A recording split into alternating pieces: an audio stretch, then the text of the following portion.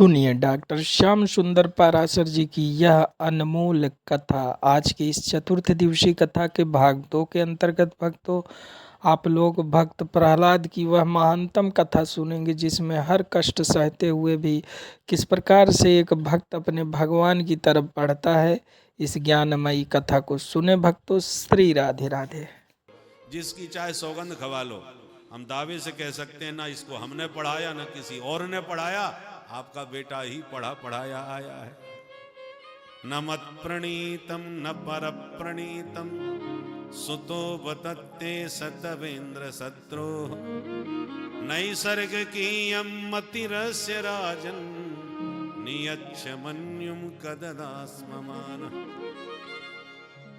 अब तो गंभीर हो गया मामला।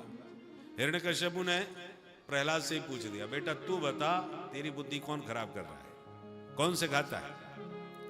प्रहलाद जी बोले, सो जाने ही जय देव जनाई। पिताजी वही जान पाता है जिस पर हरि की कृपा हो, नहीं तो अंध परंपरा में सब कुएं में गिर रहे हैं, कोई नहीं बच रहा। अब तो भयंकर क्रोध आ गया। मैं समझ गया मेरा बेटा बर्बाद हो गया। इसको भगवत भक्ति का भयंकर रोग लग गया। और मैं ये भी जानता हूं ये संक्रामक बीमारी है, कोरोना की तरह फैलती है। कहीं ऐसा ना हो कि इसकी तरह इसके साथ साथ और भी लोगों में ये इस जैसी बीमारी लग जाए, इसलिए रोगी कोई ठिकाने लगा दो। आदेश मिलते ही असुर टूट पड़े, उठा के प्रहलाद जी को ले गए, पर्वतों से गिराया, पानी में डुबाया, होलिका ने जलाया, विषपान कराया, भोजन पर प्रतिबंध लगाया, मारण मोहन सब करवाया, फिर भी कुछ नहीं बिगाड़ पाया। तो मन ही मन घबराया। तब संडामर्क जी ने समझाया कि महाराज बच्चा है, बदल जाएगा, थोड़ा समय और दो हमें, तो ले जाओ।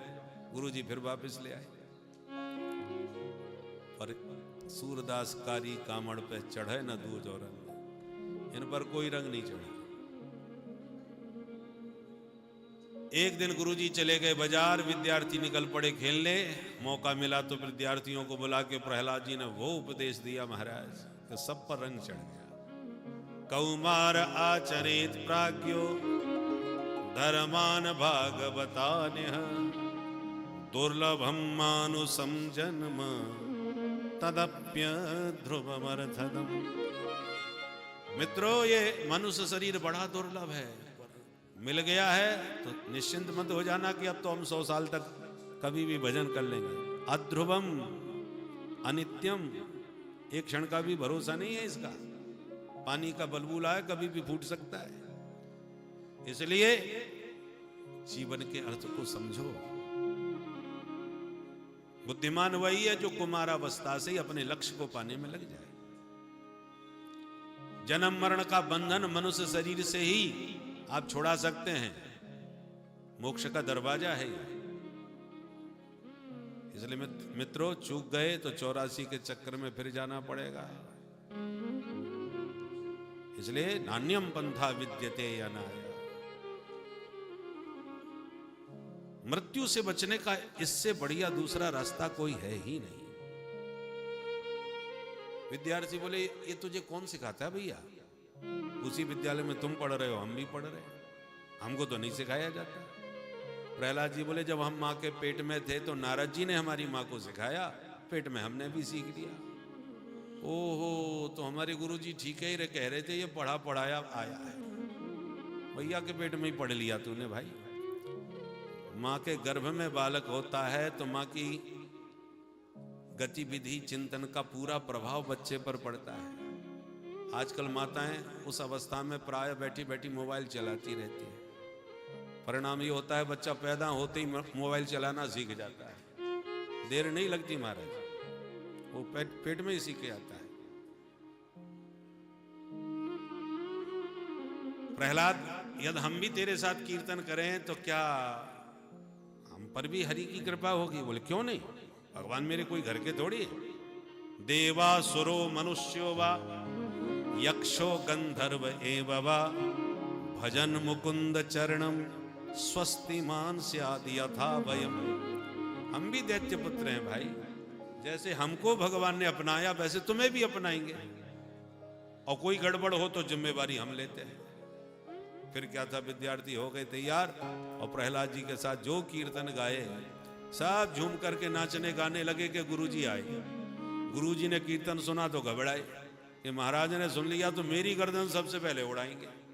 सो भाग करके गए दरबार में, सरकार गजब हो गया। क्या हुआ? बोले आपके बेटे की बीमारी फैल गई, अब आप चल के स्वयं देख लो। कोपावेश चलत गात्र पुत्रम हंतुम मनोदधे। आज मन बना लिया कि अपने बेटे को मैं स्वयं अपने हाथों से मार डालूंगा। जो तिल मिलाता हुआ आया और जो कीर्तन सुना महाराज, तो एकदम इसने भयंकर क्रोध में अट्टहास किया और कीर्तन सन्नाटे में बदल गया। सारे विद्यार्थी कांप गए। प्रहलाद को इशारा किया, आप संभाल भैया। बोले कोई मत घबराओ। हिरण्यकश्यपु ने हजारों गालियां प्रहलाद को दे डाली। हे दुर्मनीत मंदात्मन, कुल भेद कराधमा। कुल कलंकी, बोल किसके बल पर तूने मेरी सत्ता को ललकारा? क्रुद्धस्य यस्य कंपन्ते त्रयो लोका सहेश्वरा। मेरे कोप करने पर त्रैलोक्य कांपता है और तू मेरी शक्ति को चुनौती देता है। शासनम किम बलोत्यगा, किसके बल पर तूने मेरी सत्ता को चुनौती दी? प्रहलाद जी ने निर्भीक होकर जवाब दिया, न केवलम में भवतश्च राजन्, न केवलम में भवतश्च राजन्, सवै बलम बलिनां चापरे, सवै बलम बलिनां चापरेषां, परे परे स्थिर जंगमाये, परे परे में स्थिर जंगमाये। ब्रह्मादयो ये न वशं प्रणीता, ब्रह्मादयो ये न वशं प्रणीता, न केवलं मे भवतश्च राजन्, न केवलं मे भवतश्च राजन्, न केवलं मे भवत। पिताश्री केवल मुझ में ही उस ईश्वर का बल नहीं है। जिन ब्रह्मा जी से आपको वरदानों का बल प्राप्त हुआ है पिताश्री, मेरे प्रभु उन ब्रह्मा को भी बल देने वाले हैं। ब्रह्मादयो ये न वशम प्रणीता। हिरण्यकश्यपु ने कहा, सबको बल देने वाला तेरा ईश्वर है कहां? प्रहलाद जी बोले, ये पूछिए कहां नहीं है। शास्त्र तो कहते हैं ईशावास्यमिदं सर्वम वासुदेव सर्वमिति सर्वम खलमिदं ब्रह्म सर्वम विष्णुमयम जगत हरि व्यापक सर्वत्र समाना। सब जगह है। अच्छा, क्वासु यदि स सर्वत्र कस्मात स्तंभे न दृश्यते। वो सब जगह है तो मुझे खंभे में क्यों नहीं दिख रहा भाई? प्रहलाद जी बोले, मया तो दृश्यते, हमें तो दिख रहे हैं। इसमें खंभे में तेरा ईश्वर है? बोले हाँ। भगवान कहाँ? जहां भक्ति की यहां भगवान वहां। हिरण्यकश्यपु ने क्रोध में भर के जो मुष्ट का प्रहार किया, खंभा फट गया। भक्त के वचन को सत्य करने भगवान नरहरि नृसिंह बन के प्रकट हो गए। वो नृसिंह भगवान की जय। गगड़ गड़गड़ानो खंभ फाटो चरचरानो निकसो नर नाहर को रूपति भयानक। इतना भयंकर अट्टहास किया भगवान ने, उनकी गर्जना मात्र से असुर मूर्छित हो गए, गिर पड़े। हिरण्यकश्यपु डर गया, भगवान इसका है तो बड़ा भयंकर भाई, आधा शेर आधा मनुष्य हमने पहली बार देखा। और मैं क्यों डरूं, मैं तो वरदानों से सुरक्षित हूं। डाल तलवार संभार करके लड़ने को झपटा। भगवान थोड़ी देर तक उससे युद्ध का खेल खेलते रहे, जैसे गरुड़ सांप से खेलता है, बिल्ली चूहे से खेलती है। जब देखा सूर्यास्त होने वाला है, से पकड़ के जकड़ के गोदी में पटक के बीच देहरी में बैठ के सारे वरदानों को सत्य करते, सत्यम विधातुम निज भृत्य भाषितम। और अंत में विशाल नखाग्र भाग से हिरण्यकश्यपु का उदर विदीर्ण कर दिया, आंतों को चीर के भगवान ने बाहर निकाल दिया। बोल नृसिंह भगवान की जय। भगवान इतने भयानक लगने लगे कि देवताओं की हिम्मत नहीं पड़ी जो पास में जाके प्रणाम करें आए। दूर से ही बेचारे एक एक श्लोक में स्तुति कर करके भागने लगे। कोई फायदा नहीं हुआ। क्रोध में किंचित कमी नहीं आई, तो सबने मिलकर लक्ष्मी जी को मनाई। माता जी आपके स्वामी जी बड़े क्रोध में भरे बैठे हैं, आप इनको शांत करो। लक्ष्मी जी ने कहा हमारे स्वामी जी तो हमेशा ही शांताकारम भुजगशयनम। बोले माता जी कहीं से भी शांताकारम नहीं दिख रहे, आप ही चल के देख लो। लक्ष्मी जी स्वर्ण थाल में आरती सजा के छमछम करती प्रियतम को मनाने पधारी। चरणों में प्रणाम करके जो आरती घुमाई और मुख पर हाथी आरती फेरते ही भगवान ने वो मुंह फाड़ के दहाड़ लगाई कि थाली फेंक के दैया मैया करती लक्ष्मी जी भागती नजर आई। हे भगवान, स्वामी जी का इतना खतरनाक चेहरा हमने तो भाई पहली बार देखा। अदृष्ट्वा श्रुत पूर्वत्वात् सानोपेयाय शंकिता। लक्ष्मी जी कहती हैं अश्रुतम अपूर्वम, मैंने आज तक न सुना न देखा। तब सबने मिलके प्रहलाद से कहा पुत्र तुम ही ये प्रार्थना करोगे तो इनका कोप शांत होगा, नहीं तो कोई इनको शांत नहीं कर सकता। प्रहलाद जी ने आकर के सीधे प्रभु के श्री चरणों में साष्टांग प्रणिपात किया। तो स्वपाद मूले पतितम तमर्भकम विलोक्य देवः कृपया परिप्लुत उत्थाप्य तस्नीष्ण दधात् कराम्बुजम् कालाहि वित्रस्तधियां कृता भयम्। पादमूले पतितम तम अर्भकम प्रहलादम विलोक्य। चरणों में पड़े पुत्र प्रहलाद को देखते ही भगवान कृपया परिप्लुतः, कृपा करुणा से भगवान परिपूर्ण हो गए। उत्थाप्य, तुरंत भगवान ने प्रहलाद जी को उठाया, गोदी में बैठाया। शीश कराम्बुजम, भगवान ने सिर पर अपना कराम्बुज रख दिया। भगवान का करकमल कैसा है? काला ही वित्रस्तधियाम कृता भयम्। जिसके सिर पर भगवान का वरद हस्त हो जाए वो काल रूपी व्याल के भय से सर्वथा मुक्त हो जाता है। काला ही वित्रस्तधियाम कृता भयम्। ऐसे वरद हस्त को सिर पर रखा और भगवान ने बोले पुत्र कितना सुकुमार तुम्हारा शरीर है, 5 वर्ष की छोटी उम्र है, मुझे छूने में भी भय लगता है। और इन दुष्ट दुर्दांत दैत्यों ने केवल हमारा नाम लेने के कारण तुम पर इतना सारा अत्याचार किया, मुझे आने में बहुत विलंब हुआ, इसी कारण तुम्हें ये सब कष्ट उठाने पड़े। इसलिए पुत्र हमारे अपराध को तुम क्षमा कीजिए। भगवान स्वयं हाथ जोड़ के क्षमा मांगने लगे। देखने वाले देववृंद स्तब्ध रह गए। भक्तों से भगवान को क्षमा मांगते तो बहुत देखते रहे, पर किसी भक्त से भगवान को क्षमा मांगते पहली बार देखा। क्वेदं वपुः क्वच वयः सुकुमार में तत् क्वैता प्रमत्त कृत दारुण यातनास्ते आलोचितो य विषयो यमभूत पूर्व क्षन्तव्यमंग यदि मे समय विलंब। भगवान अद्भुत वात्सल्य बरसाए। प्रहलाद जी तो यह दृश्य देखकर निहाल हो गए। गदगद कंठ होकर प्रहलाद जी ने साष्टांग प्रणिपात पुनः किया और 42 श्लोकों में दिव्य भगवान की स्तुति गाई। तो बोले सरकार ब्रह्मादयो सुरगुणा मुनयो तसिद्धा। ब्रह्मादिक देवता धारा प्रवाह वेद मंत्रों से आपका स्तवन करके चले गए, परंतु आप प्रसन्न नहीं हुए। तो इतने वैदिक साक्षात ब्रह्मा जी तो वेद गर्भ हैं, उनकी स्तुति से आप प्रसन्न नहीं हुए, तो मैं एक असुर जाति का दैत्य पुत्र आपको कैसे प्रसन्न करूं? पर हाँ, एक मैंने बात सुनी है कि एक गजराज ने आपको प्रेम से एक फूल कमल का चढ़ा दिया और आप खिंचे दौड़े प्रसन्नता से उसके पास चले आए। भक्त्या तुतोष भगवान गजयूथ पाय।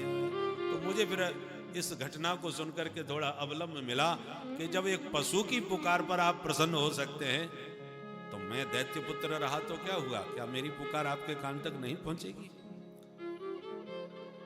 परंतु आज तो ये अनुभव कर रहा हूं, भरोसा तो था कि कभी ना कभी कृपा होगी, पर इतनी कृपा होगी ये तो मैंने भी नहीं सोचा था। अच्छा सच बताइए प्रभु, वैसे तो सभी जीव आपकी संतान है, पर साक्षात पुत्र आपके ब्रह्मा जी हैं। पर क्या कभी आपने जिस प्रकार मुझे गोद में लेकर के इतना स्नेह दिया, कभी अपने बेटा ब्रह्मा को गोद में बैठा के इतना प्यार किया? मुझे नहीं लगता कि आपने ऐसा सौभाग्य ब्रह्मा जी को कभी दिया होगा। ब्रह्मा जी को जाने दो, भगवान भोले बाबा को भी यह सौभाग्य आपने नहीं दिया होगा, जो दिन रात आपके ध्यान में मग्न रहते हैं। अरे ये सौभाग्य तो अपनी हृदयेश्वरी लक्ष्मी को भी नहीं मिला होगा, और ये सौभाग्य आपके परम प्रिय संकर्षण को भी नहीं मिला होगा, जो सौभाग्य इस दैत्य पुत्र को आपने प्रदान कर दिया। जबकि मैं महाराजसी तमोगुणी रजोगुणी प्रकृति का प्राणी, दैत्यों में रजोगुण तमोगुण स्वभाव से ही अधिक होता है।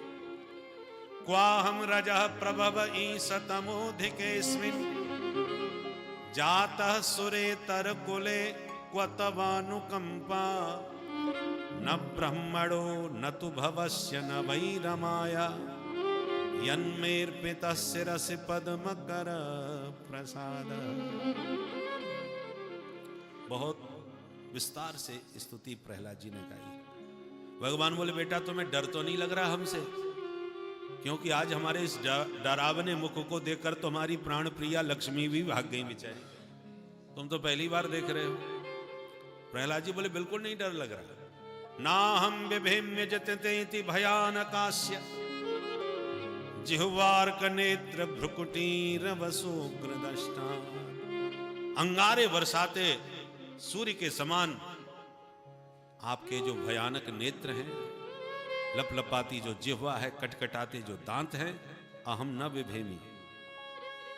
लोग डर रहे हैं पर मुझे तो बिल्कुल डर नहीं लग रहा। क्यों डर नहीं लग रहा भाई? तो सरकारें जब शेर दहाड़ते हैं तो सबको डरना पड़ता है, सब भागने लगते हैं, वनचर पलायन करने लगते हैं, जंगल में हल्ला मच जाता है सिंह गर्जना को सुनकर। पर शेर का बच्चा थोड़ी डर के भागता है सरकार, क्योंकि वो भली भांति जानता है कि ये कितने भी खतरनाक हों, पर मेरे लिए इनसे कोई खतरा नहीं है, मुझे इनसे कोई खतरा नहीं है। इसलिए मैं जान रहा हूं कि आप मेरे लिए ही ये विचित्र वेश बनाए हो, तो मैं क्यों डरूं? भगवान ने प्रहलाद को हृदय से लगा दिया। मांगो पुत्र क्या चाहते हो? प्रहलाद जी बोले मांगने वाले तो व्यापारी होते हैं सरकार, मैंने अपनी भक्ति का आपसे सौदा नहीं करना है। न सब भृत्या सबई बणिक, भक्ति के बदले में कुछ मांगे आपसे, वो तो लेन देन वाला व्यापारी है। हमने तुम्हारी भक्ति करी, तुम बदले में कुछ हमें दो, ये सौदागरी मुझे नहीं करनी। भगवान बोले पुत्र हम मानते हैं कि तुम कुछ नहीं चाहते, पर मेरी प्रसन्नता के लिए कुछ तो मांग लो, मेरा दर्शन अमोघ है। प्रहलाद जी बोले अच्छा यदि मांगना आवश्यक है तो मांग लेता हूं। क्या? बोले यही मांगता हूं कि जीवन में कुछ मांगने की इच्छा ही पैदा ना हो। यदि राशि समय कामान वरास्त्वं वरधर सव कामानां हृदय संरोहम भवतस्तु वृणे वरम। यही वरदान, कोई इच्छा मन में कभी ना हो। भगवान बोले मांगने से या कोई कामना से तुम इतना क्यों डर रहे हो भाई? प्रहलाद जी बोले सरकार यदि कामना मुक्त जीव हो जाए, कोई इच्छा मन में ना रह जाए, तो साक्षात आपके ही सदृश हो जाता है। जैसे काया कल्प की जाती है, तीर्थराज प्रयाग में कल्पवास लोग करते हैं, जीवन बदल जाए। तो प्रहलाद जी भागवत में भगवत कल्प बता रहे हैं, बिल्कुल भगवत कल्प हो जाएंगे आप। कैसे? विमुंचति यदा कामान मानवो मनसस्थितान तरिएव पुंडरीकाक्ष भगवत्वाय कल्पते। मनसस्थितान कामान यदा विमुंचति, जीव अपने मन की सारी कामनाओं को जब त्याग देता है, सर्वथा निष्काम हो जाता है, तरिएव उसी क्षण भगवत्वाय कल्पते, वो भगवत कल्प हो जाता है, भगवत स्वरूप हो जाता है। इसलिए प्रभु मुझे कोई इच्छा नहीं। भगवान बोले तुम मांग नहीं सकते, हम दिए बिना रह भी नहीं सकते। चलो बैठो पिता के सिंहासन पर और एक मनवंतर पर्यंत राज करो, बाद में मेरे पार्षद बन के मेरे साथ रहो। भगवान ने अभिषिक्त कर दिया प्रहलाद को। और इससे ये संकेत दिया कि जो भगवान से कुछ नहीं मांगते वो ये भ्रम में न रहें कि हम कुछ मांगेंगे नहीं तो कुछ मिलेगा भी नहीं ना। न मांगने पर इतना देते हैं भगवान कि आप सोच भी नहीं सकते, कल्पनातीत। ध्रुव जी तो अर्थार्थी भक्त हैं।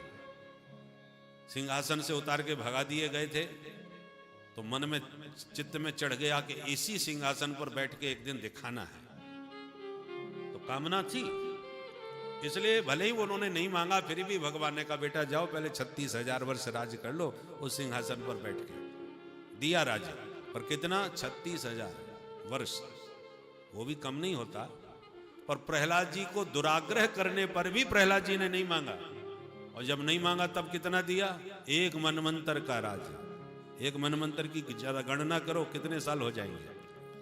4,32,000 वर्ष का तो एक कलयुग ही है, और चारों युग का उम्र हो गई 43,20,000 वर्ष। एक चतुर्युगी इसे कहते हैं। और ब्रह्मा जी के एक दिन में 1,000 चतुर्युगी हो जाती है। 1,000 चतुर्युगी में 14 मनवंतर होते हैं, और 1 मनवंतर का भगवान राज्य दे रहे हैं। 1 मनवंतर का मतलब हो गया 72 चतुर्युगी।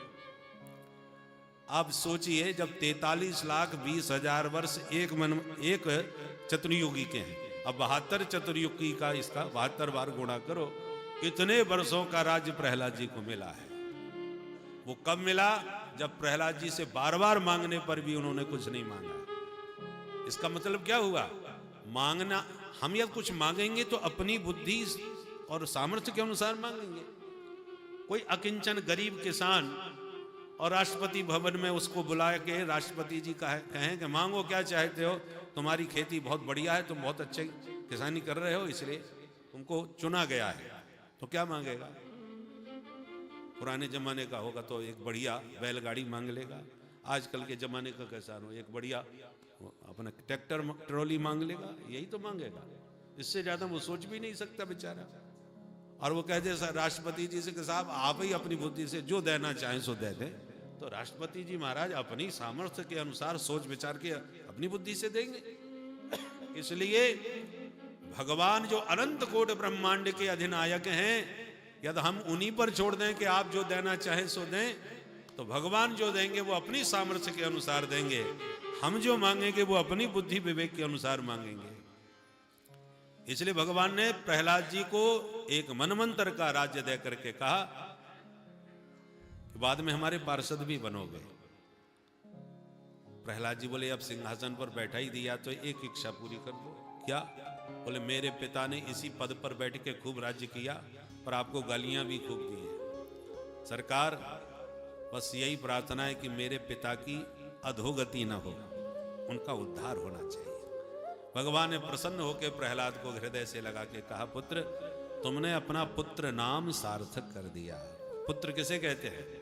पुन्नाम नरकात् त्रायते, जो अपने पूर्वजों को नरकों से बचा ले, उसका नाम है पुत्र। पर प्रहलाद तुम जैसा वैष्णव जिस घर में जन्म लेता है उस परिवार की 21 पीढ़ियां तर जाती हैं, माता पिता की बात ही छोड़ो। 73 पिता पूत पितृभि सहतेन यद साधोस्य गृहे जातो भवान वै कुल पावन। कृतम प्रेत कार्याणि, जाओ अपने पिता का प्रेत कर्म करो। प्रहलाद जी चल दिए। ब्रह्मा जी प्रकट हो गए, स्तुति करते हुए बोले, प्रभु लोक संताप को सुरह, इस असुर ने सारे संसार को संतप्त किया। और आश्चर्य तो यह है कि मुझसे वरदान का बल लिया और सबसे ज्यादा मेरे को ही परेशान किया। भगवान ने ब्रह्मा जी को डांट दिया। मैवम वरो सुराणाम ते प्रदेह पद्म संभवा बरह क्रूर निसर्गाणाम अहीनाम अमृतम यथा। जो स्वभाव से ही दुष्ट प्रकृति के असुर हैं, उनको तुमने ढेर सारे वरदान दे करके और महादुष्ट बना दिया। तुम सर्पों को अमृत पिलाने का काम करने लगे हो क्या? ब्रह्मा जी ने कान पकड़ लिया। अब खाई सो खाई, आंगे खाई तो राम दुहाई। सुखदेव जी कहते हैं, परीक्षित अब तुम ही बताओ कौन कहेगा कि भगवान पक्षपाती हैं? अरे दैत्य जाति में जन्मे प्रहलाद जी पर जो कृपा बरसाई है प्रभु ने, आज तक किसी देवता को प्राप्त नहीं हो पाई। बोल भक्त वत्सल भगवान की। इसके बाद 5 अध्यायों में वर्णाश्रम धर्म व्यवस्था का विस्तार पूर्वक वर्णन किया गया है। इसको धर्म पंचाध्यायी भी कहते हैं। अष्टम स्कंद के 24 अध्यायों में मनमंत्रों की कथाएं हैं। एक मनमंत्र में ग्राह से ग्रसित गजराज का गोविंद ने उद्धार किया। गजेंद्र मोक्ष इसको कहते हैं। आपको डरावने दुस्वप्न होते हो तो गजेंद्र मोक्ष का पाठ करो। दुस्वप्न द्युपशांतये, दुस्वप्न समाप्त हो जाते हैं। और किसी भी भयानक संकट में पड़ जाओ, समाधान न सूझे तो गजेंद्र मोक्ष का पाठ करना चाहिए। गजग्राह दोनों ही शापित थे जो मुक्त हुए। एक मनमंत्र में भगवान ने समुद्र मंथन करा के देवताओं को दिव्य अमृतपान कराया। कैसे? बोले एक बार देवता और असुर दोनों ने मीटिंग करी कि हम लोग एक बाप के बेटा सगे भाई हैं और फिर भी आपस में लड़ते मरते रहते हैं। कुछ ऐसा करो कि लड़ाई भले ही हो परंतु हत्या किसी की ना हो। ये कैसे संभव है? बोले वही तो योजना है। हम क्यों ना हम सब मिल करके समुद्र मंथन करें, उससे निकलेगा अमृत, और अमृत पी करके हम सब भाई अमर हो जाएंगे। फिर रोज झगड़े होने दो, मरने वाला कोई नहीं। बात समझ में सबको आ गई। भाई बात तो बहुत बढ़िया है। फिर क्या था, महागठबंधन बन गया सबका। आपस में विरोधी विचारधाराएं अमृत पीने के नाम पर सब एक झंडे के नीचे आ गए। बोले ठीक है, अब कैसे किया जाए? बोले चलो पहले पर्वत को उठाओ जिससे मंथन होगा। जो मंदराचल पर्वत उठाया, गणेश जी की वंदना नहीं करी तो चिंतामणि गणेश जी नाराज हो गए। सबको चिंता में डाल दिया। पहाड़ डगमगाया, धड़ामड़ी से नीचे गिरा। कई लोग खंडित हो गए, कईयों के हाथ पैर टूट गए। दैत्यों ने तो हाथ उठा लिए। भैया हमारे बस की बात नहीं, हम आई अमृत के दर्शन नहीं हो गए, हाथ पैर वैसे ही टूटे जा रहे। देवता घबराए। महाराज महागठबंधन का परिणाम कुछ निकला नहीं, खटास पहले ही आ गई। पहले ही ये खंडित होने लग गया तो कैसे सफलता मिलेगी महाराज? प्रभु आप ही कुछ करो। तो भगवान बोले चिंता न करो, इस पहाड़ को हम लेके चलते हैं। गिरिम चारोप्य गरुड़े हस्ते ने केन लीलया। एक हाथ से पर्वत उठा के भगवान ने समुद्र तक रखा। जैसे ही पर्वत पटका वो तो पानी में डूबता चला गया। तो कृत्वा बपुः काच्छपमद्भुतं महत् प्रविश्यतोऽयं गिरिमुज्जहार। बोल कच्छप भगवान की जय। कच्छप अवतार लेके भगवान ने पर्वत को उठा दिया पीठ से। अहंकार में दैत्यों ने मुंह पकड़ लिया वासुकी नाग का, और देवताओं ने पूंछ पकड़ ली। वासुकी नाग रस्सी बने लिपटे थे, और जैसे ही घर्षण चालू हुआ वासुकी नाग ने वो गरम गरम फुसकारें छोड़ी कि मुंह के पास लगे दैत्य सब काले पड़ गए और जलने लग गए। आपस में बोले और बन लो बड़े बाप का बेटा। बड़े बनने में बड़े झंझट होते हैं महाराज। छोटे बछड़ा पय पिए, बड़े होए भुसखात। परंतु मंथन करते ही कालकूट भयानक विष उत्पन्न हो गया। हाहाकार मच गया। अब क्या होगा? बोले चलो भोले बाबा के पास। देव देव महादेव भूतात्मन भूत भावना त्राहिन शरणापन्ना त्रैलोक्य दहनात् विषाद। हे महादेव रक्षा करो इस भयंकर कालकूट विष से। भोले बाबा ने कहा तो हमें क्यों बता रहे हो? बोले सरकार आप ही बचा सकते हो, हम देव हैं आप महादेव हैं। अच्छा तो लाओ सबके बदले में हमें पिलाओ। भवानी से पूछा पी जाएं? आप हमारी अर्धांगिनी हो, बताओ। अब भवानी मना कैसे करे? बोले महाराज आप वही करो जिसमें सबका भला हो। तो ठीक हम समझ गए, आपका भी अनुमोदन है। ततः करतलीकृत्य व्यापि हालाहलम विषम अभक्षयन महादेव कृपया भूत भावना। तुरंत अंजलि में विष लेके भोलेनाथ ने पान करना प्रारंभ किया कि हृदय में राम जी का ध्यान आया। अरे राम जी को कष्ट पहुंचेगा, तो राम नाम का अवलंब लिया। रा कहती मुंह खुलता है, तो रा कह करके मुंह खोला और विष को मुंह में डाला। और माँ कहती मुंह का ढक्कन बंद भी हो जाता है। राम माँ तभी बोलेंगे जब होठ दोनों आपस में मिलेंगे, क्योंकि माँ का उच्चारण स्थान ओष्ठ है। उपू पद्मानिया नाम ओष्ठौ। तो जैसे माँ कहा तो होठ बंद। तो राम नाम के बीच में सारा विष कंठगत कर लिया, न तो भीतर उतारा न बाहर निकाला। कंठ बाबा का नीला पड़ गया। जो कर्पूर गौरम थे वो कंठ नीला पड़ने से नीलकंठ के नाम से जाने गए। और नीलकंठ महादेव की जय। यच्चकार गले नीलम तच्च साधुर विभूषणम। नीलकंठ महाराज विराजमान है। तो महाराज तो महादेव की नगरी ही है, यहाँ तो कण कण में शंकर है। तो महादेव नीलकंठ के नाम से जाने गए और राम नाम का प्रभाव सारे जगत के जीवों को बता दिया। नाम प्रभाव जान शिवनी को, नाम प्रभाव जान शिवनी को। कालकूट फल दीन अमी को, कालकूट फल दीन अमी को। कालकूट फल दीन अमी को। कालकूट फल दीन अमी को। नाम प्रभाव जान शिवनी को, नाम प्रभाव जान शिवनी को। जान शिवनी, जान शिवनी को। बोल नीलकंठ महादेव की जय। पुनः मंथन प्रारंभ हुआ। हविर्धानी ततो भवत, कामधेनु गाय प्रकट हुई, ऋषियों को दान की। फिर उच्च श्रवा घोड़ा निकला, बलि ने लिया। ऐरावत हाथी आया तो इंद्र ने लिया। कौस्तुमणि निकली तो भगवान ने कंठ में धारण कर ली। अप्सराएं, रंभादिक अप्सराएं प्रकट हुई, स्वर्ग में भेज दी। कल्प वृक्ष निकला, स्वर्ग भेज दिया।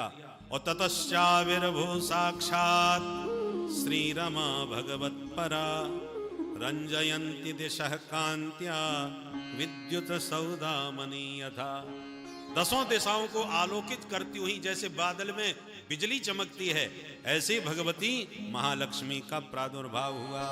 वो लक्ष्मी मैया की जय। 8-8-8 8वां स्कंद 8वां अध्याय और 8वें श्लोक में लक्ष्मी जी का प्रादुर्भाव हुआ। ठाठ से लक्ष्मी जी का दिव्य रूप सौंदर्य देख करके मुग्ध हो गए सब देव वृंद। आप भगवान ने सोचा सारे संसार में झगड़े की जड़ लक्ष्मी जी हैं, तो यहां इनके चक्कर में झगड़ा ना हो जाए, इसलिए भगवान ने कहा सुनो कोई झगड़ा नहीं होगा, सब लाइन लगा के बैठ जाओ, ये जिसे पसंद करेंगी उसे माला पहना देंगी, झगड़ा खत्म। तब एक लाइन में देवता, एक लाइन में दैत्य, तो एक लाइन में महात्मा भी चिमटा गाड़ के बैठ गए। लक्ष्मी सबको प्यारी लगती है महाराज। तो वरमाला लेके संत मंडली में ही सबसे पहले गई, सबसे आगे बाबा दुर्वासा मुनि बैठे थे। लक्ष्मी जी बोली नूनम तपो यस्य न मन्यु निर्जय। ये तपस्वी तो बड़े भयंकर हैं, ये तो मुझे मालूम है, पर इन्होंने क्रोध को नहीं जीता है, नाक पे ही क्रोध रखा रहता है, तो क्रोधी बाबा से दूर ही रहना चाहिए। लक्ष्मी जी प्रणाम करके पड़ गई आगे। क्वचित चिरायुर नहीं शील मंगलम, मार्कंडे आदि चिरायु महात्मा भी मिले, सब में कोई ना कोई दोष दर्शन करती गई। और तो और महादेव भी चिमटा गाड़ के बैठे थे लाइन में। लक्ष्मी जी ने कहा यत्रो भयम कुत्र च सौप्य मंगल। ये महादेव भी हैं और महाबली भी हैं, दीर्घायु हैं, सब मामला ठीक है, पर वेशभूषा ठीक नहीं है। चिता भस्मालेप, ये चिता का पाउडर हमको भी लगाना पड़ेगा, तो इसलिए उनको भी नकार दिया। तो अब माला किसे पहना है कोई समझ में ही नहीं आया। सबसे अलग थलग एकांत में बैठे थे श्रीमन नारायण। लक्ष्मी जी ने कहा वहां जाके कौन बैठा है, सब लाइन से अलग। तो जैसी जाके नारायण का दर्शन किया प्रसन्न हो गई। हो मंगलम भगवान विष्णु मंगलम गरुड़ध्वज, सब बात मंगल ही मंगल है भाई इनके जीवन में। थोड़ी कमी तो इनमें भी है। अब इनमें क्या कमी दिखाई पड़ी? बोले सुमंगल कश्चन कांक्षते ही माम। सुंदर तो बहुत है, मंगलकारी है, पर माम न आकांक्षते। और जिसके सामने माला लेके जाती हूं वो तन के बैठ जाता है, शायद मेरा नंबर आ गया।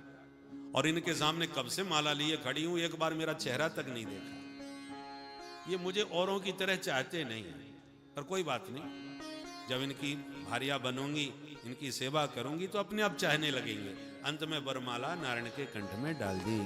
वो लक्ष्मी नारायण भगवान की जय। चलो भाई मंथन आगे बढ़ाया। वारुणी प्रकट हुई, असुरों ने ग्रहण करी और अब की बार मंथन करते भगवान धन्वंतरी अमृत कलश के साथ प्रकट हो गए। बोल धन्वंतरी भगवान की जय। दैत्य मार झपट्टा छीन अमृत कलश भाग गए, देवता रोते रह गए। भगवान मोहिनी रूप बना के छम छम करते गए, ऐसी मीठी मीठी बातें बनाई कि सारे दैत्य लट्टू हो गए। और सबने कहा देवी जी आपको विधाता ने हमारे लिए भेजा है, क्योंकि हमें झगड़ा होने वाला था। अहम पूर्वम सब झगड़ रहे थे, पहले मैं पीऊंगा। और देवी जी आपके कर कमलों से बट जाए तो झगड़ा भी मिट जाए और अमृत पीने में आनंद आ जाए। भगवान बोले अच्छा तुम कहते हो तो बांट तो दूंगी, पर थोड़ा कम ज्यादा मेरे से हो जाए तो आप लोग झगड़ा मत करना मुझसे। बोले देवी जी जैसी इच्छा हो बांटो, हमें आप पर भरोसा। और ये कौन खड़े हैं? दूर आते हुए देवता दिखाई पड़े। बोले हमारे सौतेले भैया हिस्सा मांगने आ रहे हैं, तुम इनको कुछ न देना। भगवान ने कहा ये बेईमान लोग मुझे बिल्कुल पसंद नहीं। अरे उन्होंने मेहनत करी है तो ज्यादा नहीं तो ऊपर का पानी दो दो बूंद इनको भी पिला दो। गाढ़ा गाढ़ा माल तो नीचे है, ऊपर तो पानी थोड़ा थोड़ा सा है। अच्छा ठीक है देवी, जो आपको उचित लगे करो, हमें तो भरोसा है। तो एक लाइन में देवता, एक लाइन में दैत्य बैठ गए। भगवान देवताओं को पिलाने लगे और दैत्यों को देख देख के मुस्कुराने लगे। दैत्य भगवान की मुस्कान पर लट्टू बने रहे, देवता अमृत पीते रहे। स्वरभानु नाम के दैत्य को शंका हो गई दाल में कुछ काला है भाई, ऐसे परोसेंगी तो इधर तो बूंद भी नहीं बचने वाली। वो तुरंत देवता बन के सूर्य चंद्रमा के बीच मार धक्का घुस के बैठ गया। और जैसे ही इसको पिलाया, सूर्य चंद्र ने भगवान को इशारा किया हमारा डुप्लीकेट है। भगवान ने पट्ट जैसी दृष्टि घुमाई, तब तक तो ये झट्ट से गटक गया और भगवान ने पट्ट से उसका सिर काट दिया।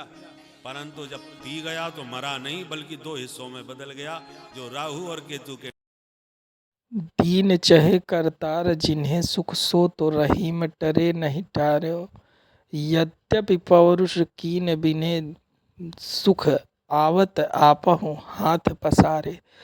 यदि प्रभु की इच्छा है आपको सुख देने की, तो आप चाहे कर्म करें या न करें, आपके पास वह सुख अवश्य पहुँचेगा, आपके पास वह समृद्धि अवश्य पहुँचेगी। अगर जिनको प्रभु देना ही चाहे तो उसे सब कुछ मिल जाता है, और जिनका लेना चाहे तो उसका सब कुछ गायब हो जाता है। सब हरि इच्छा बलवान है, इसीलिए हरि शरणम हरि शरणम हरि शरणम हरि शरणम। प्रभु की शरण में होते हुए भक्तिमय जीवन व्यतीत करते रहें। श्री राधे राधे। दैत्य जिंदा कर लिए, बलि ने चरण पकड़ लिए, गुरुजी आपने बचा लिए, बदला जरूर लेंगे इन देवताओं से, तो हमारी बात मान लो। क्या शुक्राचार्य जी बोले ब्राह्मणों का आशीर्वाद प्राप्त कर लो, बाकी सब हम पे छोड़ दो। अच्छा, तो ब्राह्मणों को खुश करने में कितनी देर लगती है? बढ़िया घीर मालपुआ रबड़ी तस्मई चकाचक घुटवाई के मोटा सा लिफाफा पकड़ाए दो, फिर देखो महाराज शरीर वर्चस्व आयुष्यम आरोग्यम आविधा गर्जना के साथ आशीर्वाद बरसता है। लेना देना कुछ नहीं, पकड़ के हाथ जबरदस्ती, महाराज ने कहा आशीर्वाद दे, ऐसे मिलता है कोई जबरदस्ती? आशीर्वाद तो हृदय से निकलता है, रोम रोम से प्रसन्नता के साथ निकलता है। सो महाराज ब्राह्मण लोग खुश हो गए, खूब आशीर्वाद दिया और एक अमोघ रथ निर्माण करके बलि को सौंप दिया। इस रथ में आप कभी भी पराजय का मुख नहीं देखेंगे, ये ब्राह्मणों का आशीर्वाद है। ब्राह्मणों के आशीर्वाद के रथ में बैठ के बलि ने सीधा हमला स्वर्ग पर किया।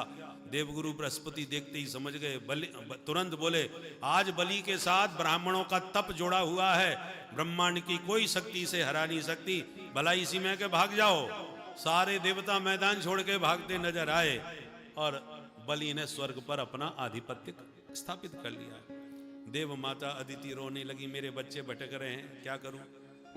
कश्यप जी ने कहा पयोव्रत करो, फाल्गुन शुक्ल प्रतिपदा से द्वादशी तक पयोव्रत का पालन हुआ। भगवान ने दर्शन दिया, कहा मां मैं स्वयं तुम्हारा पुत्र बन के आ रहा हूं। समय आया और भादों के शुक्ल पक्ष की द्वादशी में भगवान बटुक वामन बन के प्रकट हो गए। बोल वामन भगवान की जय। तम बटुम वामनम दृष्ट्वा मोदमाना महर्षय। महात्मा सब प्रसन्न हो गए, धूमधाम से उपनयन हुआ वामन भगवान का। बटुक ब्रह्मचारी जब यज्ञोपवीत होता है तो भिक्षा मांगता है और जो मिलता है वो गुरुजी को सौंपता है। तो ब्रह्मा जी ने कमंडलू दिया, कुबेर ने भिक्षा का पात्र दिया, अन्नपूर्णा मैया ने भिक्षा प्रदान करी, आकाश ने छत्र भेंट किया, पृथ्वी ने पादुका भेंट करी, सप्त ऋषियों ने आसन भेंट किया, बृहस्पति जी ने जनेऊ धारण कराया। जो मिला वो गुरुजी को दिया। गुरुजी ने कहा इतने से काम नहीं चलेगा, बलि के पास जाओ, त्रैलोकी की संपत्ति मांग के लाओ। जो आ गया गुरुदेव, चल पड़े वामन भगवान। बलि के द्वार पहुंचे। बलि तो दूर से देखते ही प्रभावित होकर के खड़ा हुआ, स्वागत करने लगा। स्वागतम ते नमस्तुभ्यं ब्रह्मन किम करवामते। क्या सेवा की जाए महाराज आपकी, मैं तो धन्य हो गया आपके दर्शनों से। तब तक वैदिक ब्राह्मणों ने मंत्र पढ़ना चालू किया। इदम विष्णुर्वे चक्रमे त्रेधा निदधे पदम समूढ़मस्य पाग्नुसुरे स्वाहा। शुक्राचार्य जी का माथा ठनका। इदम विष्णु विचक्रमे। तुरंत ध्यान लगा के देखने लगे ये मामला क्या है, कौन है ये, कहां से आया। मैंने बड़े बड़े अष्टोत्तर शत करवाए पर ये पंडित आज से पहले कहीं नजर नहीं आया। हमारे चेला को बहुत प्रभावित कर रखा है। बलि ने कहा सरकार आप आज्ञा दे, मैं आपकी क्या सेवा करूं। भगवान बोले हम तो संतोषी ब्राह्मण हैं, आज तक जिंदगी में कभी किसी से कुछ मांगा ही नहीं, परंतु हम इतना सुन के आए हैं कि तुम बिना दिए किसी को छोड़ते नहीं, तो तुम्हारा मान रखने के लिए थोड़ा मांग लेते हैं आज। क्या? पदानि त्रीण दैत्येन्द्र सम्मतानि पदा मम। मेरे इन पैरों से सिर्फ 3 चरण भूमि नाप करके दे दो। बलि बड़ी जोर से हंसने लगा। अहो ब्राह्मण दायादा बाचस्ते वृद्ध सम्मता। बातें तो बड़ी जोरदार बना रहा था, मांगना तेरे को कुछ नहीं आया। त्वम बालो बालिस्मति। जैसी काया बौनी वैसी मति भी बौनी है तेरी। अरे मुझसे मांगने वाला जिंदगी में कभी दोबारा नहीं मांगता। अभी कुछ नहीं बिगड़ा, सोच समझ के मांगो। भगवान बोले देखो हम संतोषी ब्राह्मण हैं, हम पहले ही बता दिए, तुम्हारा मान रखने के लिए थोड़ा मांग लिया, इससे ज्यादा हम मांगे ही नहीं सकते भाई। एतावते व सिद्धो हम वित्तम यावत प्रयोजनम। ठीक है महाराज, तो जैसी आपकी इच्छा। तो आपने मांगा, मैंने दिया, नाप लो 3 चरण भूमि। वाह, ऐसे कैसे नाप लेंगे, संकल्प करके बाकायदा दो। बलि ने कहा क्यों बेइज्जती करवा रहे हो सरकार, मैं संकल्प लूंगा दुनिया हंसेगी कि देखो इतने 3 चरण भूमि के दान का ये श्रीमान संकल्प ले रहे हैं। भगवान ने कहा देखो जो काम होगा विधि विधान से होगा, शास्त्र विधि का उल्लंघन करके जो काम होता है उससे कोई गति नहीं मिलती। अच्छा ठीक है महाराज, जैसे आपका मन हो। जल पात्र उठाया, शुक्राचार्य जी ने पट्ट से हाथ पकड़ा। बलि सावधान, देखो ये कौन है। बोले बामन है। राजन तुम धोखा खा रहे हो ना, बामन है ना 53। हम इसको पहचान गए, कौन है। एस भैरोचने साक्षात भगवान विष्णुरव्ययः कश्यपाददितिर्जातो देवानां कार्य साधक। देवताओं का कार्य साधने के लिए छलिया विष्णु जो छोरी बन के आया था वही बौना बन के आ गया। बर्बाद हो जाओगे, मना करो। कभी कभी झूठ बोल के भी काम चला लेना चाहिए, कोई बुराई नहीं है। नानृतम स्यात् जुगुप्सितम। बलि ने कहा गुरुदेव सदा सत्य का उपदेश देने वाले, आज आप स्वयं झूठ की बात कह रहे हो मुझसे। देखो गुरुदेव ब्रह्मचारी है तो 3 चरण भूमि लेके चलता बनेगा, और साक्षात विष्णु है तो कितना बड़ा सौभाग्य मेरा होगा कि दाता एक राम भिखारी सारी दुनिया, सारे जगत को देने वाला मुझसे मांग रहा है, और जगन्नाथ को देने का सौभाग्य मुझे प्राप्त हो रहा है। इसलिए मेरे दोनों हाथों में लड्डू है गुरुदेव। अब गुरुजी गर्मी खा गए। दृढ़म पंडित मानिक्य, बहुत बड़ा पंडित अपने को समझने लगा है मूर्ख, गुरु की अवहेलना करता है। अचरात भ्रश्यते श्रियः, बहुत जल्दी तू श्रीहीन हो जा। शाप दे के चले गए। वामन भगवान बोले भाई गुरु चेला झगड़ा तो करो मत, देना है तो दो, नहीं हम चले। नहीं नहीं महाराज आप तो अपना संकल्प लो। जैसे ही जल हाथ में लेके संकल्प करके छोड़ा, भगवान ने तुरंत विराट रूप दिखा दिया। बोल विराट भगवान की जय।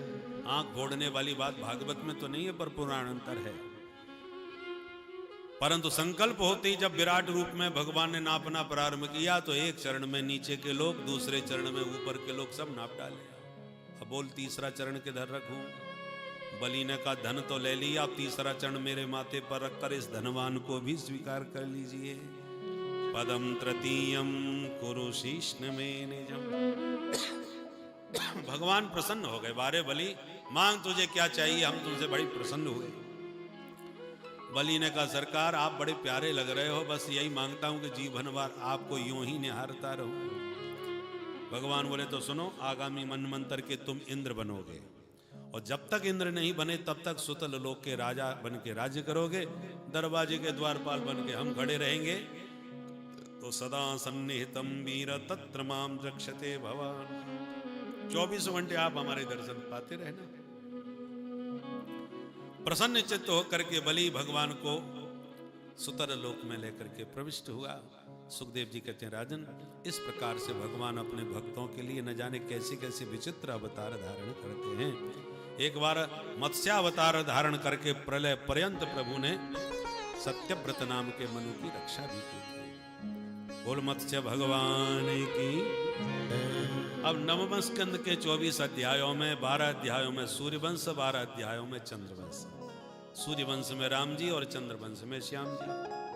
तो आइए पहले मर्यादा पुरुषोत्तम राम जी की थोड़ी सी चर्चा 5 मिनट में कर लें, फिर नंदन का प्राकट्य होगा। क्योंकि राम चरित्र परम पवित्र और कृष्ण चरित्र महाविचित्र। तो विचित्र कथा बाद में, पहले पवित्र राम कथा हो जाए थोड़ी सी।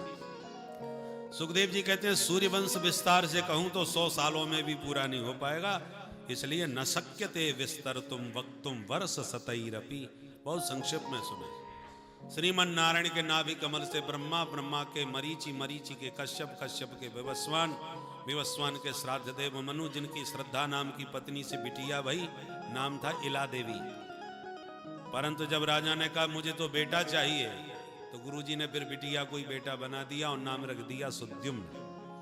बाद में फिर 10 बेटा हो गए, इक्ष्वाकु, नर्ग, सरियाती, प्रसद, नवग, कवि, और इन्हीं से सूर्यवंश का विस्तार हुआ। सरियाती नाम के जो पुत्र थे उनकी बेटी सुकन्या ने चवन मुनि की आंखें फोड़ दी गलती से, तो चवन मुनि से विवाह कर दिया। चवन मुनि ने अश्विनी कुमारों को बोला कि न जाने कौन सा चवन प्रास खाया कि बुढ़े से जवान हो गए, बढ़िया सी आंखें भी हो गई। इन्हीं सरियाती जी के वंश में महाराज रेवत हुए, जिनके पौत्री रेवती जी का विवाह कन्हैया के भैया दाऊ दादा से संपन्न हुआ। महाराज मनु के जो दूसरे बेटा नभग थे, नभग के नाभाग, नाभाग के अम्बरीश हुए, जिनका विरोध करने पर दुर्वासा मुनि त्रैलोक्य में भागे, किसी ने शरण नहीं दी, और भगवान की शरण में पहुंचे तो भगवान ने भी हाथ खड़े कर दिए। अहम भक्त पराधीनो यस्वतंत्र इव द्विज, साधुभिर्ग्रस्त हृदयो भक्तैर भक्त जनप्रिय। भगवान कहते हैं दुर्वासा जी, मैं मानता हूं मैं ब्राह्मण्य देव हूं, ब्राह्मणों का भक्त हूं, पर इस समय मुझे अम्बरीश के अतिरिक्त कोई दिखाई नहीं पड़ रहा, क्योंकि मैं उनके अधीन हो चुका हूं। नाना भांति नचायो भक्तन्य मोकू, मैं सारे संसार को नचाता हूं, पर ये भक्त मेरे को नचाते हैं। बसी कुर्वंती माम भक्त्या, भक्ति के बल पर मुझे अपने बस में कर लिया है। जैसे सती साध्वी स्त्री पातिव्रत के प्रभाव से पति को वश में कर लेती है, ऐसे ही सत्श्रियः सत्पतिम यथा, ऐसे भक्तों ने मुझे वश में कर लिया है। उपायम कथयिष्यामि, मेरी शरण में आए हो तो उपाय बता देता हूं, आप अम्बरीश की शरण में चले जाओ। 1 वर्ष तक भागे फिरे, अंत में अम्बरीश के चरणों में जाके गिरे। अम्बरीश महाराज ने उठा के हृदय से लगा लिया, महाराज उल्टी गंगा मत बहाओ, दास अपराधी है। दुर्वासा जी बोले और बातें फुर्सत में बाद में करेंगे, पहले ये सुदर्शन को शांत कर, 1 साल से पीछा कर रहा है। तब भगवान की सौगंध अम्बरीश महाराज ने सुदर्शन चक्र को दिला दी। मैंने सच्चा प्रेम अपने प्रभु से किया है, तो प्रेम की शपथ है कि तुम शांत हो जाओ, इस ब्राह्मण को अपने ताप से मुक्त कर दो। यदि नो भगवान प्रीतः एकः सर्वगुणाश्रय, सर्वभूतात्म भावेन तुजो भवतु विज्वरः। तब जाके सुदर्शन शांत हुए। दुर्वासा जी को कहना पड़ा, अहो अनंत दासानां महत्वं दृष्ट मध्य में, हे प्रभु आपके दासों का महत्व आज हम जान गए। ऐसे भक्त वत्सल भगवान। इन्हीं अम्बरीश के वंश में राजा योबनास हो गए। इनके भी कोई संतान नहीं तो यज्ञ करवाया, और यज्ञ समापन का दिवस था कि रात में प्यास लगी सो घड़े का पानी पी गए। ब्राह्मणों ने कहा कि घड़ा खाली क्यों पड़ा, पानी कहाँ गया? राजा ने कहा प्यास लगी सो रात में अपने राम ने पी लिया। अरे राम राम, क्यों, क्या हो गया? बोले मंत्र पढ़ के पानी घड़े में भरा कि रानी पिएंगी और गर्भवती हो जाएंगी। तो रानी का पानी राजा पी गए। अब क्या हो? बोले अब तो भगवान जाने क्या होगा, पर मंत्र गारंटी से बेकार तो नहीं होगा। परिणाम यह हुआ कि राजा की 9 महीने की छुट्टी। परिणाम यह हुआ कि अब बालक का जन्म कैसे क्या हो। तब ऋषियों ने विचार करके शल्य चिकित्सा के द्वारा ऑपरेशन करा के वायु कुक्षी का भेदन करके बच्चे का जन्म कराया और जच्चा बच्चा दोनों को बचाया। अब दूसरी समस्या, बच्चा पैदा होने के बाद मां का दुग्ध पान करके ही पुष्ट होता है, तो अब बालक का पोषण कैसे हो? तो इंद्र ने प्रकट होकर बच्चे के मुंह में उंगली देते हुए कहा, माम धाता वत्स मारोदी, बेटा रो मत, हम तुम्हारी रक्षा करेंगे। इसलिए उस बच्चे का नाम पड़ा मानधाता। मानधाता महाराज विराजमान है यहाँ मंदिर में। तो मानधाता जी बड़े प्रतापी राजा हो गए महाराज। इनकी 50 बेटियां हुई जो सोबरी मुनि को ब्याह दिया। और इन्हीं मानधाता के वंश में आगे चल के महाराज राजा सगर हुए। सगर की 2 रानियां, एक के 60,000, एक का 1। वो 60,000 पुत्रों ने कपिल भगवान का अपमान किया तो वो सब उनकी दृष्टि से भस्म हो गए। तब दूसरी रानी का बेटा असमंजस, असमंजस के अंशुमान, अंशुमान के दिलीप, दिलीप के भगीरथ, भगीरथ भागीरथी गंगा जी को शिव जी की जटाओं में अवलंब दे करके लाए। और जहां सगर पुत्रों की राख पड़ी थी उसका जैसे ही स्पर्श करवाए, यज्जल स्पर्श मात्रेण ब्रह्मदंड हता अपि सगरात्मजा दिवं जगमु केवलम देह भस्म भी। बोलो गंगा मैया की जय। गंगा मैया के स्पर्श करने मात्र से ही समस्त सगरात्मजों का उद्धार हो गया। ऐसी भगवती मां गंगा की अद्भुत महिमा। इदम ही गांगम त्यजता मिहांगम पुनर्न चांगम यदवापि चांगम करे रथंगम याने विहंगम सैने भुजंगम और चरणे चगांगम। ऐसी अद्भुत गंगा जी की महिमा। हमारे पूज्यपाद श्री ब्रह्मलीन श्री स्वामी विष्णु आश्रम जी महाराज ने गंगा जी की महिमा में ये बड़ा सुंदर कई श्लोक इस प्रकार के लिखाए। तो मां गंगा जी के अनुग्रह से उद्धार हुआ।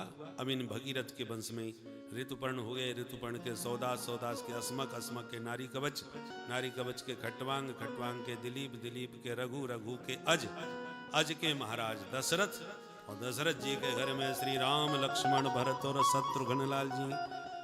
बोल अयोध्या धाम की जय। एक श्लोक में राम कहानी भी सुना दी।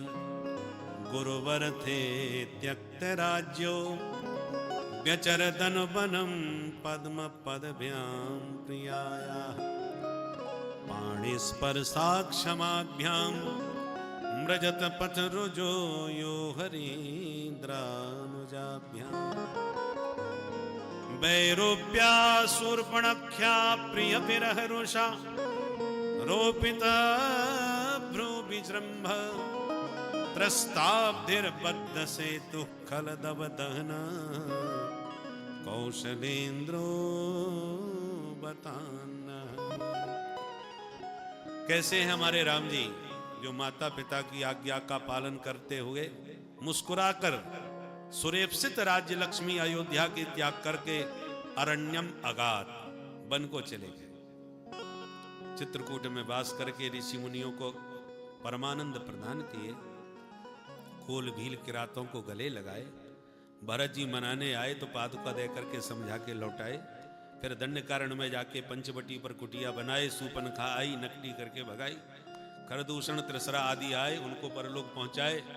सूपनखा ने जब रावण को प्रेरित किया तो तो रावण 10 खोपड़ी वाला था, समझदार था। उसने कहा कि खरदूषण मोहि सम बलवंता, तिन्हि को मारे बिनु भगवंता।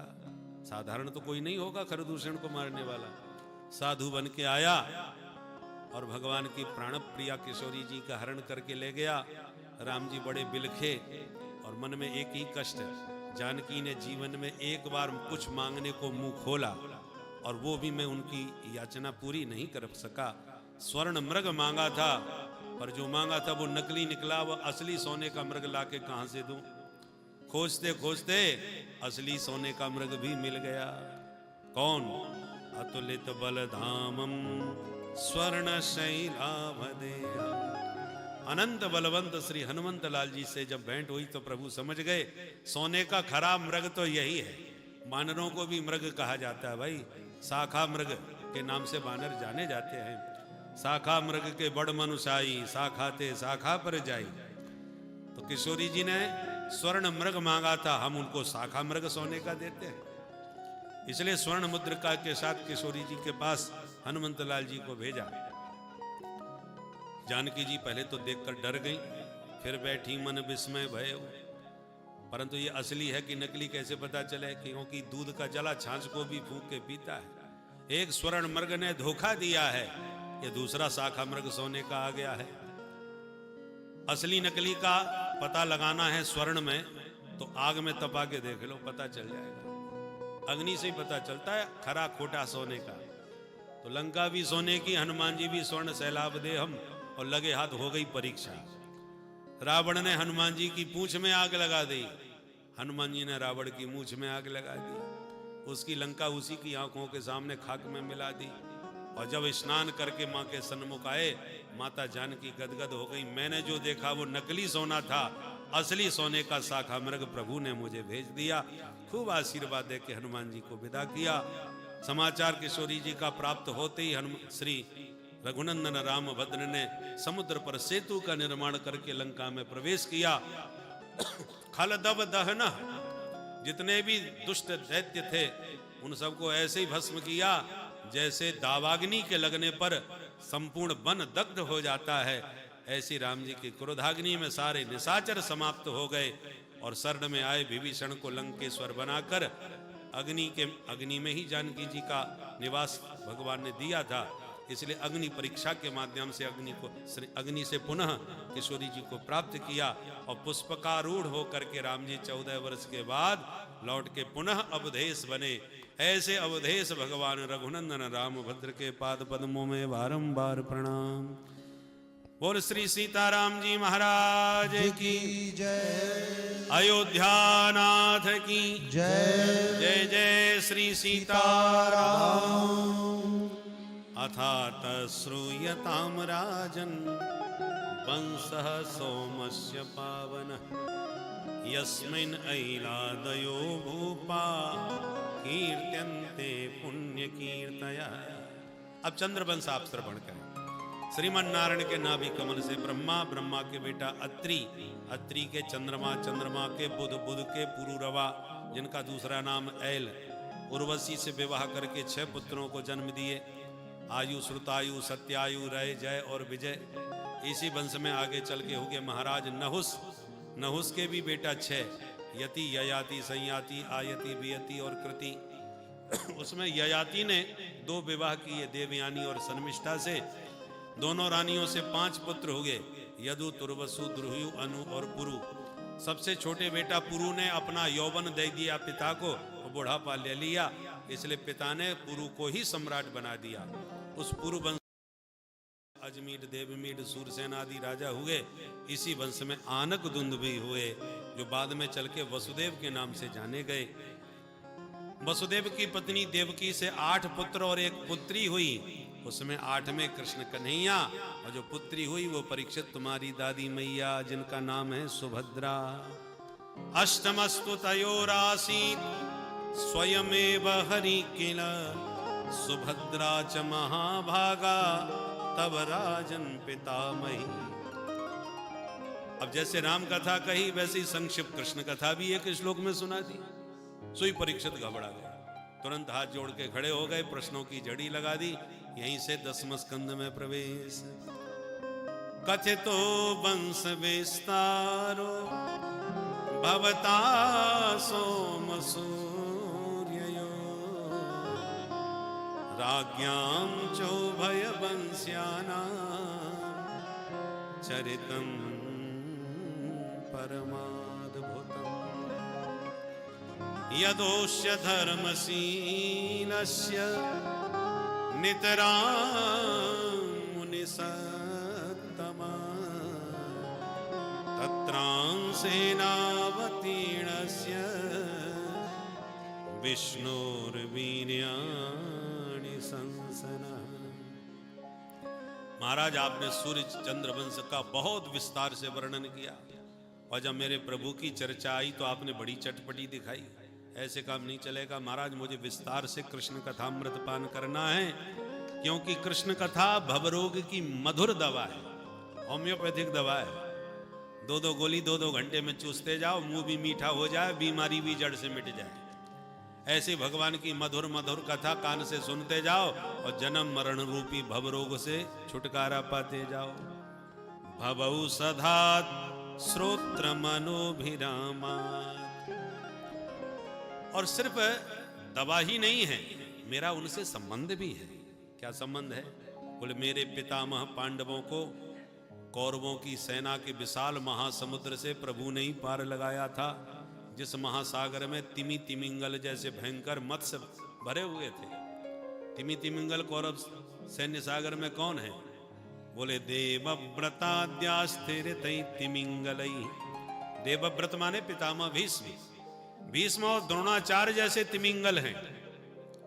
तिमी नाम की मछली बहुत विशाल होती है, उसको जो एक बार में गटक जाए निगल जाए उसका नाम तिमिंगल, और तिमिंगल को भी गटक जाए वो तिमिंगल। तो ये कौरव सैन्य सागर के महारथी हैं, द्रोणाचार्य भीष्म जैसे तिमिंगल। कोई पार नहीं कर सकता था, पर प्रभु अपनी कृपा की नौका में बैठा करके पांडवों को ऐसे पार लगा दिए जैसे बछड़े के पैर के गड्ढे को कोई लांग के निकल जाता है। वत्स पदम यथा, वत्स पद के तरह, बछड़े के पैर के गड्ढे की तरह। और फिर मेरी माँ के गर्भ में आकर के उन्होंने मुझे जीवन दान दिया, वो तो मेरे जीवन दाता है। और एक माँ के गर्भ में रहने वाले सहोदर भी तो कहलाते हैं। तो मेरी माँ के उदर में माधव भी पधारे, इसलिए वो मेरे सहोदर भी हैं। मेरे नाते उनके बहुत हैं, इसलिए मैं उनकी कथा बहुत विस्तार से सुनूंगा। मामा जी को क्यों मारा, पहले ये बताओ। माँ शब्द में कितनी ममता होती है, और जिसके नाम में 2-2 माँ हैं, मामा, तो वो तो और प्यारे होने चाहिए, फिर क्यों मारा? और देवकी के सप्तम पुत्र यदि बलराम जी थे तो रोहिणी नंदन कैसे बन गए? इस प्रकार से बहुत सारी जिज्ञासा है। अतः विस्तार से कृष्ण कथा अमृत मुझे पान कराइए। मेरे भूख प्यास की चिंता छोड़ दीजिए महाराज, क्योंकि पिबंतम त्वन मुखाम भोज च्युतम हरि कथामृतम। आपके मुखारविंद से जो अमृत निर्झरित हो रहा है, इसको पी करके ना भूख लग रही है ना प्यास लग रही है। आप तो चकाचक यही हरि कथामृत मुझे पिलाते रहो। प्रसन्न हो गए सुखदेव जी महाराज। बोले सुनो परीक्षित, तुमने प्रश्न करके अपना कल्याण किया सो किया, हमारा भी कल्याण हो गया। वासुदेव कथा प्रश्न पुरुषांत्रीन पुनाति वक्तारम श्रोत्रकम प्रक्षिण वक्तारम प्रक्षकम श्रोत्रीन तत्पाद सलिलम यथा। कथा के विषय में जो जिज्ञासा प्रकट करके पूछता है, उससे 3 का लाभ होता है। सबसे पहले वक्ता का, दूसरा प्रश्न करने वाले का, और तीसरा जितने लोग सुनते हैं उन सब श्रोताओं का। कैसे? तत्पाद सलिलम, जैसे भगवान के पदारविंद से प्रकट भगवती भागीरथी गंगा दर्श परस मज्जन सबका कल्याण करती है। अथवा तत्पाद सलिलम, जैसे भगवान का चरणामृत शालिग्राम का अभिषेक जब करते हैं तो अभिषेक करने वाला एक, और फिर चरणामृत वितरण करने वाला भी एक, और पीने वाले अनेक। ऐसे प्रश्न करने वाला एक, उत्तर देने वाला एक, पर सुनने वाले अनेक। तो तत्पाद सलिलम यथा, सबका मंगल होता है भगवान की कथा से। श्रवण मंगलम, इसलिए ध्यान से सुनो अब परीक्षित। जब इस पृथ्वी पर चारों तरफ अत्याचार, दुराचार, भ्रष्टाचार, पापाचार व्याप्त हो गया तो पृथ्वी गाय बन के गोविंद की शरण में देव वृंदों के साथ पहुंची। पुरुष सूक्त से सबने मिलकर स्तवन किया। भगवान ने ब्रह्मा जी को निर्देश दिया, ब्रह्मा जी ने सारे देवताओं को आदेश दिया। वसुदेव गृहे साक्षात भगवान पुरुषः परः। सुनो सुनो, प्रभु की आज्ञा हुई है कि वो मथुरा मंडल में अवतार लेने जा रहे हैं, अकेले नहीं आएंगे। जनिष्यते तत्प्रियार्थम संभवन्तु सुरस्त्रियः। उनकी प्राण प्रिया भी उनके साथ प्रकट होंगी बरसाने में वर्षभानुनंदिनी बन के। तो सरकार जब जुगल जोड़ी से आ रहे हैं तो आप लोग भी जुगल जोड़ी से ही जाइए स्वागत करने के लिए। संभवन्तु सुरस्त्रियः, अपनी देवांगनाओं को साथ में लेके जाओ। किसी दूसरे देश का राष्ट्राध्यक्ष जुगल जोड़ी से आता है ना, तो हमारे यहाँ से लोग जुगल जोड़ी से उसकी अगवानी करने के लिए जाते हैं। अब ये बात अलग है कि प्रदेश में और देश में जो जोड़िए ही नहीं है तो बेचारे फिर अकेले जाएंगे। वहाँ की जुगल जोड़ी से होते हैं तो जुगल जोड़ी से ही अगवानी करने जाया जाता है। बोलो राधे राधे राधे राधे। इसलिए ब्रह्मा जी ने निर्देश दिया, आप लोग युगल देवियों को साथ में लेके जाओ। ठीक है महाराज। मथुरा भगवान यत्र नित्यम सन्निहितो हरि। मोक्षदापुरी है मथुरा, हमारे भारत की 7 नगरी जहां मरने मात्र से मुक्ति मिल जाती है, उसमें आप एक नगरी में तो आप बैठे ही है।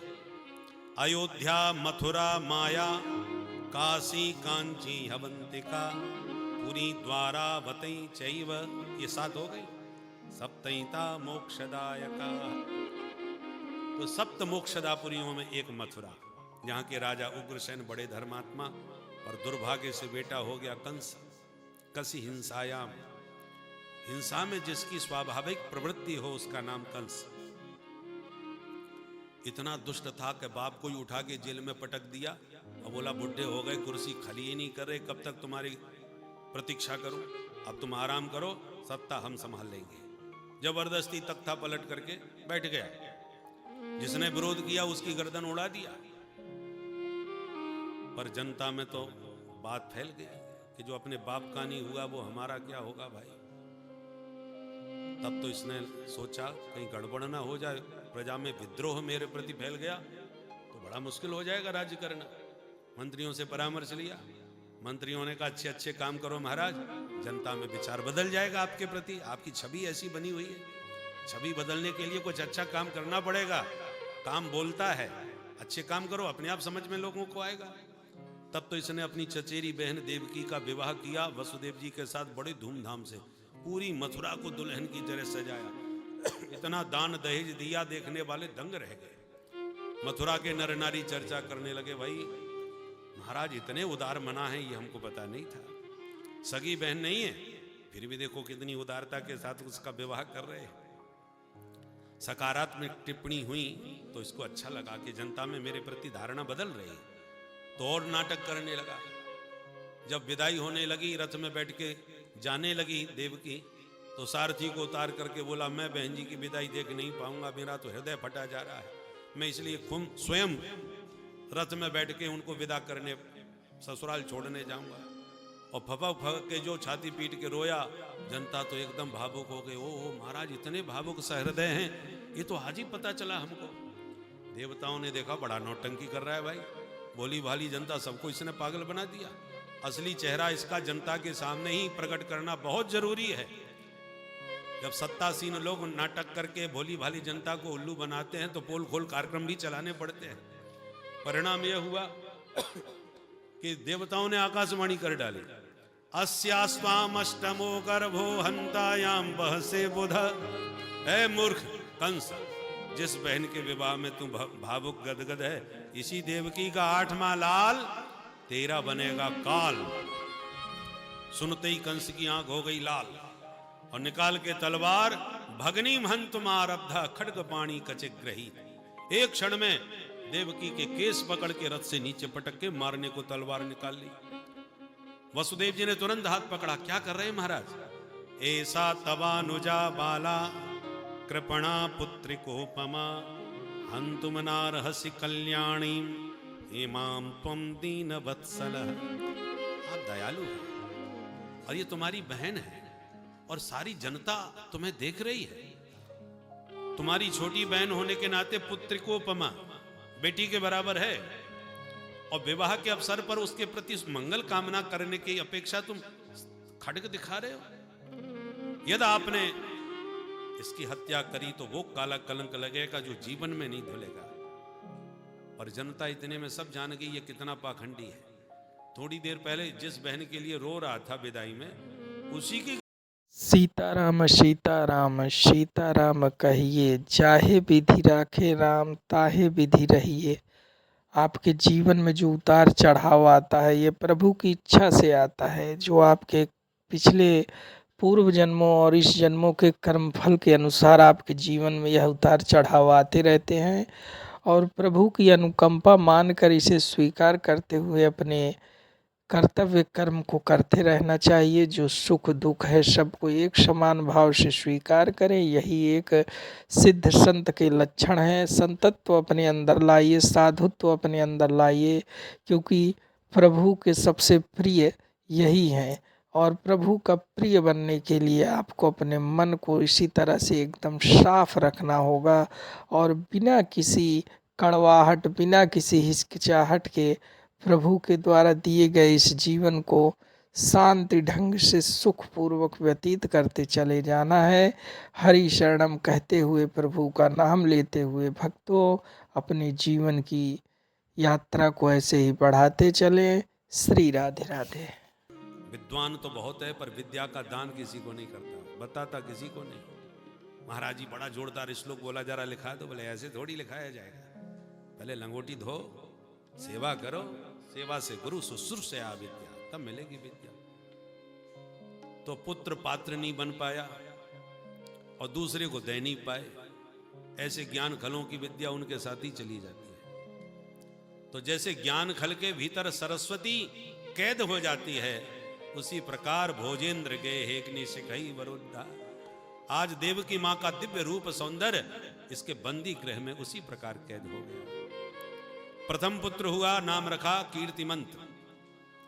ला करके वसुदेव ने स्वयं कंस को दिया। कंस बड़ा खुश हुआ, प्रतियातु कुमार होया, इसको वापस ले जाओ, इससे मुझे कोई डर नहीं लग रहा।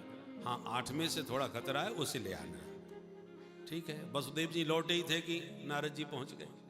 नारद जी ने जब ये माहौल देखा तो मन में सोचा, ये दुष्ट ऐसे दया धर्म करेगा तो जल्दी नहीं मरेगा। पाप सबसे बड़ा महापाप बाल हत्या होती है, ये बाल हत्या करेगा तभी जल्दी निपटेगा। सोई नारद जी कमल का फूल घुमाते हुए कंस के पास पहुंच गए और कंस के सामने रख करके कहा, राजन बताओ ये क्या है। कंस ने कहा, मुझसे क्या पूछ रहे हो महाराज, कौन नहीं जानता, ये कमल है जो इस समय सारे देश में खिल रहा है, तो आप मेरे से क्यों पूछ रहे हो, इससे अपरिचित कौन है। बोले मैं इसलिए कहना चाहता हूं, बताओ इस कमल की 8वीं पंखुड़ी आप किसे मानोगे। तो गिनने लगा, 1 2 3 4 5 6 7, ये रही 8। बोले यहां से नहीं, यहां से गिनो। अलग अलग गिनवाई तो 8वीं नजर आई। अब इसकी बुद्धि चकराई, अरे गुरुदेव मैं समझ गया आप क्या कहना चाहते हैं, इसका मतलब पहला भी 8वां और 8वां भी पहला हो सकता है, खतरा नहीं लेना चाहिए। तुरंत बुलाया वसुदेव जी को और बच्चे को छीन करके उठा के पटक दिया। मूर्ख और संग दूसरों के भूखने से बचते हैं, इनकी अपनी अकल कुछ नहीं होती। देवकी के 6 पुत्रों की हत्या कंस ने इसी प्रकार से करी।